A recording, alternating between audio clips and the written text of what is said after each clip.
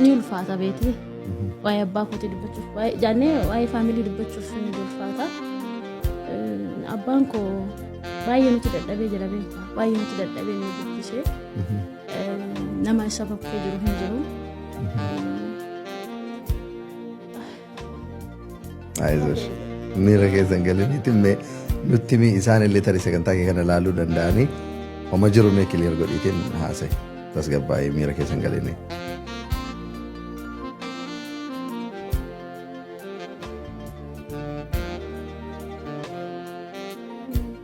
Beektee maatii keenya kanatu xiqqoo akkaataan abbaan koo itti nu guddise kun baay'ee ulfaata beektaa. Ilmoodhaaf inuma ta'anii ilmoodhaaf aarsaa inuma kaffalanii kan isaa kun xiqqoommoo ni ulfaata. Haadha abbaa malee obboleessa malee obboleettii malee nu guddisee iji namaa isa garafee beektee iji namaa kun xiqqaa guddaan isa ilaalee abbaa keenya nu guddisee. Yeroo tokko namatti dhaga'ama waa'een faamilii kuni.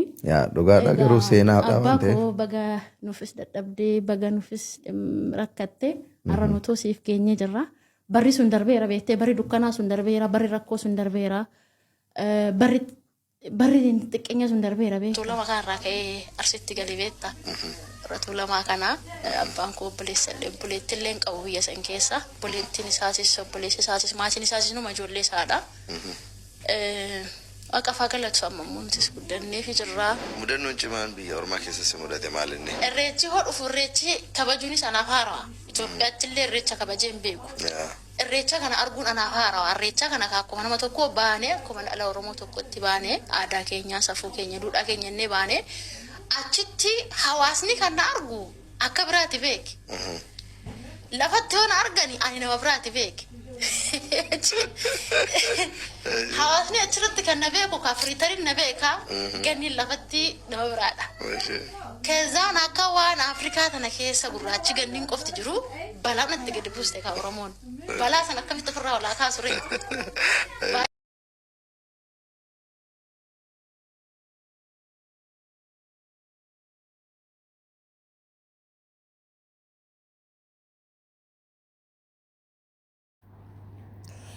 jaalatamtoota fi kabajamtoota hordoftoota fayyisseetuuf kan taatan hunduma keessanii bakka jirtanitti nageenyi koo kan jaalalaa isin bira haa ga'u isiniin jecha viidiyoo biraa qabadhee isiniif dhiyaadhee jira.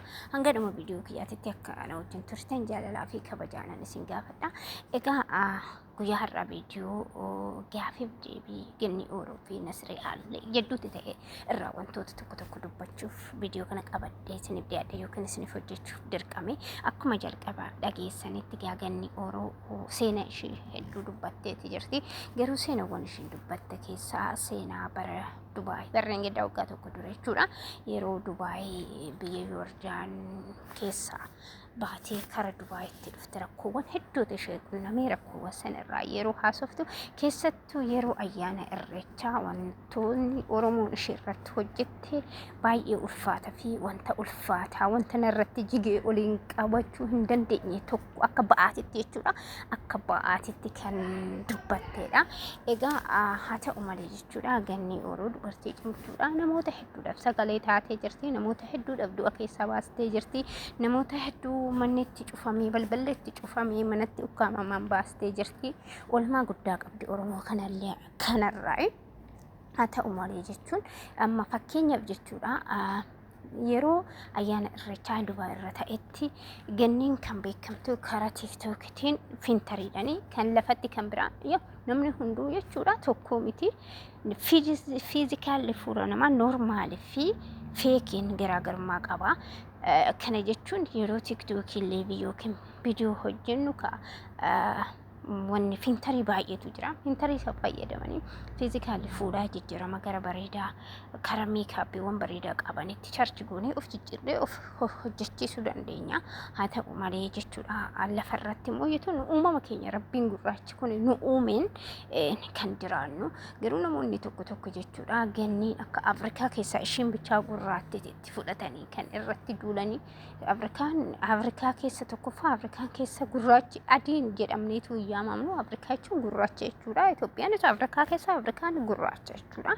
Namni tokko jechuudha gurraachummaa nama tokkootitti hangana quba kan qabu waaqni kun gurraacha yoo ilaalle waaqayyo kun uume kun gurraacha isaan hoo maal jenna yoo jennee ilaalle waan baay'ee ulfaataadha. Dhugaa dubbachuudhaaf wantoota akkanaa jechuudha uumama rabbiitiin wal qabsiisee namni olola akkanaa oofu baay'ee ulfaataadha. Egaa chaalenjiiwwan hedduu dabarsitee yeroo barattu irraa kaatee haalli ishiin keessa dabarsite waan baay'ee namatti toludha. Keessattuu biyya Dubaay kanatti gochaawwan ishee irratti hojjetame egaa gochaawwan ishii kun baay'ee jira. Tokkoffaa hiriyaa ishee baay'ee jaalattu akka obboleettii ishiitti amantu jaalattu Tigistii wajjin baay'ee wal dhabbii guddaatu jedhu isaaniitti jaalala isaanii guutuu gara jibbaatitti kan jijjiirame isallee gaddaan jaalala gaddatti jijjiirame taatetti kan dabarsitee jirtu. Egaa namoonni akkanaa jechuudha. Namoonni qeeqee ni ulfaata beektu. Waa'ee abbaa kootii dubbachuuf jaannee waa'ee faamilii dubbachuuf ni ulfaata. Abbaan koo baay'ee nuti dadhabee jira beektaa. Baay'ee nuti dadhabee nu guddisee nama isa bakkee jiru hin jiru. Aizosh miira keessan galiniitti nutti isaan illee tarii sagantaa kee kana laaluu danda'anii homa jiru mee kiliir godhiitiin haasa'e tasgabbaa'ee miira keessan galinii.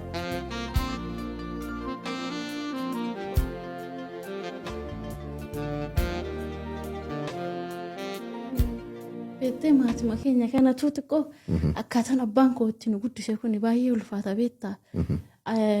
Ilmoodhaaf inuma ta'anii ilmoodhaaf aarsaa inuma kaffalanii kan isaa kun xiqqoommoo ni ulfaata. Haadha abbaa malee obboleessa malee obboleettii malee nu guddisee iji namaa isa garafee beektee iji namaa kun xiqqaa guddaan isa ilaalee abbaa keenya nu guddisee. Yeroo tokko namatti dhaga'ama waa'een faamilii kuni.